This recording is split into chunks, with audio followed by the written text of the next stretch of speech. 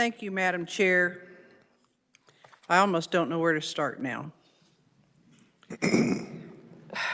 We know that because of the pandemic, and we've all agreed, what happened in the beginning, nobody knew, reactions were done, hindsight is everything.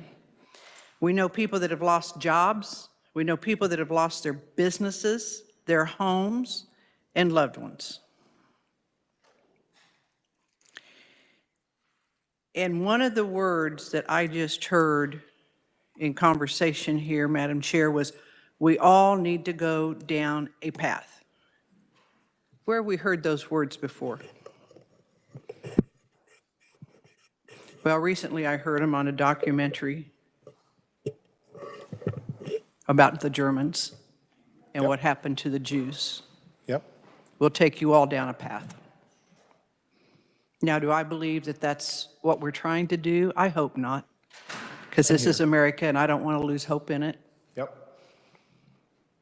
You know, I may not live long enough, because I am in the senior years, to know what all the side effects are going to be with the vaccine or with COVID, but my kids and grandkids will. And that's who I fight for, as well as my constituents.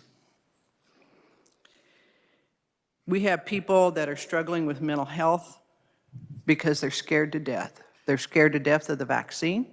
They're scared to death of COVID, because that's been instilled in them. And the sad thing is, in my conversations with an infectious disease specialist here in Kansas, COVID's probably not going away. We're going to be living with COVID, so we have to figure out, how do we live with COVID? We don't realize, most people don't realize, and this is a new thing that I learned in having a conversation with him, we're actually on the 5th or 6th generation of COVID. We call it a strain when we're dealing with the flu, as we know every year, when we go to get a flu shot, it's different every year because they're trying to gamble and decide which strain is going to be the one that attacks everybody that year. COVID's going to be the same thing. We're going to have to figure out what are those strains. We hear follow the science. Well, it's tough to follow the science when we don't have enough science yet to follow. Are we getting there? Absolutely we are. Yes.